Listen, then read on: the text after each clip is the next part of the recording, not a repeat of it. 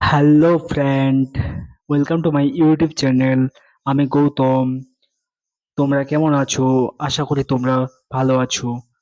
আজকে বাংলা বাক্য কিভাবে ইংরেজিতে বলতে হয় তা দেখাবো। চলো ভিডিওটি শুরু করা যাক। ভিডিওটি শুরু করার আগে আমার ইউটিউব চ্যানেলটি অবশ্যই সাবস্ক্রাইব করে নেবে এবং পাশের বেল আইকনটি ক্লিক করবে পরবর্তী ভিডিও আপডেট পাওয়ার জন্য। তো চলো শুরু করা যাক ভিডিওটি। প্রথম বাক্যটি আমি দেখে নিব। তিনি একজন লেখক। তিনি একজন লেখক।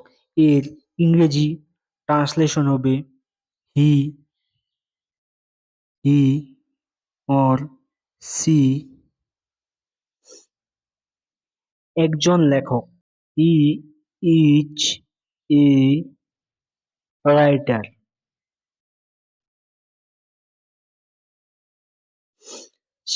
সে বা তিনি একজন লেখক। এখানে হি মানে তিনি বা সি মানেও তিনি। একজন একজন লেখক। লেখক ইংরেজি হচ্ছে রাইটার। ইজ হচ্ছে হেল্পিং ভার্ব। ইজ হচ্ছে এটা হেল্পিং ভার্ব। হেল্পিং ভার্ব, তাই তোমরা বুঝতে পারলে তিনি একজন লেখক। তারপরে বাক্যটি দেখে নিব। আমি অফিসে যাচ্ছি। আমি অফিসে যাচ্ছি। আমি ইংরেজি আই। অফিসে যাওয়া, এটা হচ্ছে আই। আই এর পরে কি বসে? Am. I am going to an office. An office.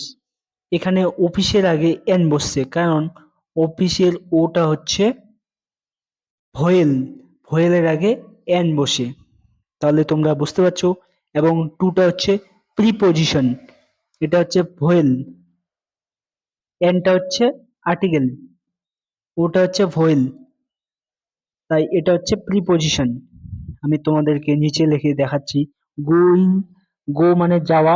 গো এর সাথে আইএনজি যুক্ত হচ্ছে। তাই এখানে বলছে I am going to an office. Am হচ্ছে হেল্পিং ভার্ব। আগের বাক্যটাতে যেমন ইজ হেল্পিং ভার্ব, সেরকম এমও হচ্ছে হেল্পিং ভার্ব। আই এর পর এম হয়। আই মানে আমি। তাহলে তোমরা বুঝতে পারছো কিভাবে বাংলা বাক্যকে ইংরেজিতে ট্রান্সলেশন করতে হয়। তারপরে বাক্যে দেখে নেব। তিনি একজন ইঞ্জিনিয়ার। তিনি একজন ইঞ্জিনিয়ার। তাহলে এর হবে he or she is an engineer. E N G R E R, engineer. ইঞ্জিনিয়ারের ই হচ্ছে হোয়েল। হোয়েলের আগে কি বসে? এন বসে। তাই আমি এখানে এন বসালাম। তোমরা বুঝতে পারছো আমি এন কেন বসাইছি? কারণ এখানে ইটা ভয়েল। এখানে এ ইঞ্জিনিয়ার হবে না। এ ইঞ্জিনিয়ার হলে ভুল হয়ে যাবে সেন্টেন্সটি। তারপরে বাক্যটি দেখে নিব। বাবা আমাকে একটি কলম দিয়েছেন। কে কলম দিয়েছে? বাবা। তাহলে এটা কি হবে? বাবা ইংরেজি father. F A T H E R, father আমাকে দিয়েছেন। তাহলে এখানে হ্যাজ। হ্যাজ হচ্ছে helping verb. Has given me a pen. যে বাবা আমাকে একটি কলম দিয়েছেন। হ্যাজ হচ্ছে এখানে হেল্পিং ভার্ব। আর গিভেন মানে দেওয়া। এটা হচ্ছে মেইন ভার্ব। এটা হচ্ছে মেইন ভার্ব। আর মি হচ্ছে আমাকে। মি মানে আমাকে। এটা মি মানে আমাকে। এ মানে একটি।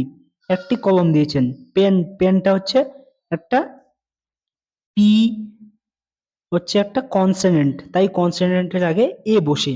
বাবা আমাকে একটি কলম দিয়েছেন। তাহলে তোমরা বাক্যটি বুঝতে পারছো। তারপরে বাক্যটি দেখো। ক্যামেলিয়া একটি বই পড়ে। কে বই পড়ে? ক্যামেলিয়া। তাহলে এখানে CAMELLIA, camellia read reads a book. Camellia একটি বই পড়ে। কে বই পড়ে? ক্যামেলিয়া। ক্যামেলিয়া হচ্ছে থার্ড পার্সন। থার্ড পার্সনের পর ভার্বের সাথে এস যুক্ত হয়। এই যে তোমরা দেখতে পাচ্ছ ভার্বের সাথে এস যুক্ত হয়। রিড মানে পড়া, এটা হচ্ছে মেইন ভার্ব। এটা হচ্ছে মেইন ভার্ব। মেইন ভার্বের সাথে কি যুক্ত হয়? এস যুক্ত হয় যখন বাক্যে থার্ড পার্সন থাকবে। ক্যামেলিয়া হচ্ছে থার্ড পার্সনের একটা নাম্বার। এ বই পড়ে, একটি বই পড়ে মানে বুক, বুক মানে বই। এ বুক, বি বি বিটা হচ্ছে কনসোনেন্ট, তাই বি এর আগে এ বসে। তারপরে বাক্যটি দেখে নেওয়া যাক। সে একজন সৎ কৃষক। তাহলে কি হবে এখানে?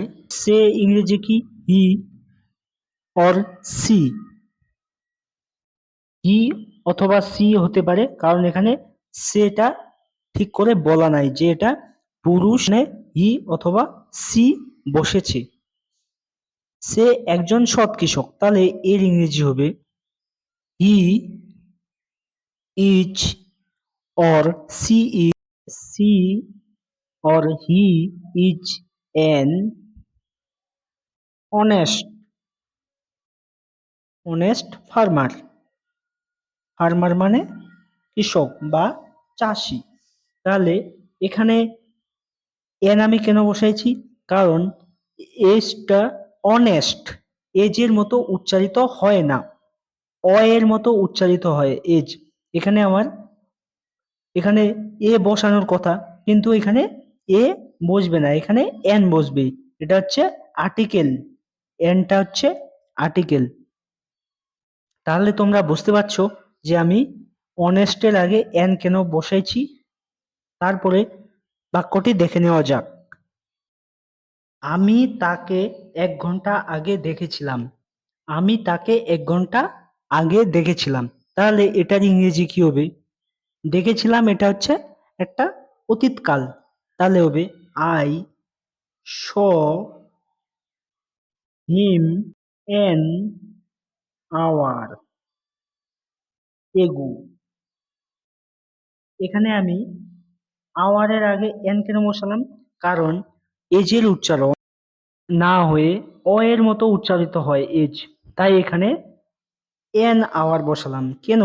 কারণ এনটা হচ্ছে আর্টিকেল, এটা হচ্ছে আর্টিকেল, আর আওয়ার হচ্ছে ঘন্টা। আওয়ার মানে ঘন্টা। আমি তাকে 1 ঘন্টা আগে দেখেছিলাম। সো মানে দেখেছিলাম, অতীতকাল। সি এর পাস্ট টেন্স হচ্ছে সো, তাই এখানে I saw him an hour ago, মানে আমি তাকে 1 ঘন্টা আগে দেখেছিলাম। তাহলে তোমরা বুঝতে পারছো। তারপরে সেন্টেন্সটি দেখে নেওয়া যাক। লোহা প্রয়োজনীয় জিনিস। লোহা প্রয়োজনীয় জিনিস। তাহলে এর ইংরেজি কি হবে? আয়রন। আয়রন মানে লোহা। Is a useful thing. Useful thing, এখানে আমি প্রয়োজনীয় ইংরেজি হচ্ছে ইউজফুল।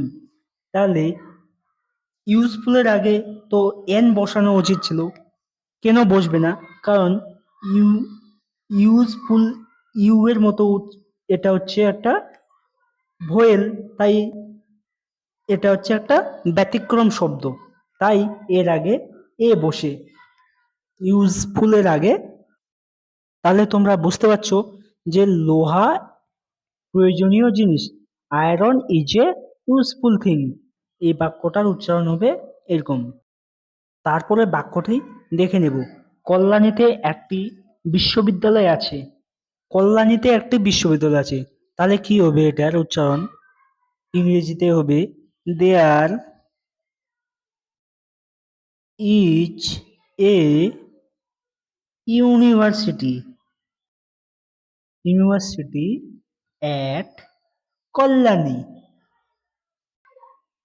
কল্যাণী, এখানেও দেখো ইউনিভার্সিটির আগে কি বসে? এ বসে। এন কিন্তু বসবে না এখানে। তাই তোমরা বুঝতে পারছো যে এই বাক্যটি ইংরেজিতে হবে there is a university at Kalyani. At হচ্ছে একটা প্রিপোজিশন, কল্যাণী একটা জায়গার নাম, ইউনিভার্সিটি হচ্ছে বিশ্ববিদ্যালয়, ইজ হচ্ছে এখানে হেল্পিং হেল্পিং ভার্ব, ইজ হচ্ছে হেল্পিং ভার্ব। তারপরে বাক্যটি দেখে নিব। বাবা আমাকে একটি 1 টাকার নোট দিয়েছিল। কে দিয়েছিল? বাবা আমাকে দিয়েছিল। তাহলে বাবা ইংরেজি কি? বাবা ইংরেজি ফাদার। ফাদার হচ্ছে এখানে সাবজেক্ট, সাবজেক্ট। বাবা হচ্ছে একটা সাবজেক্ট। ফাদার আমাকে দিয়েছিল, এটা হচ্ছে একটা পাস্ট টেন্স, মানে অতীতকাল, অতীতকালে আমাকে দিয়েছিল। Father gave me a 1 rupee note. Note, বাবা আমাকে একটি 1 টাকার নোট দিয়েছিল। 1 রুপির আগে কি বসে? এ বসে, কারণ ওটা হচ্ছে ভোয়েল, ভোয়েলের আগে এন বসে, কিন্তু এখানে ভোয়েলের আগে এ বসে। তাহলে আমাদেরকে এটা মনে রাখতে হবে। আশা করি আমার এই ভিডিওটি তোমাদের খুব ভালো লাগলো। তাই এই ভিডিওটি একটি লাইক অবশ্যই করবে।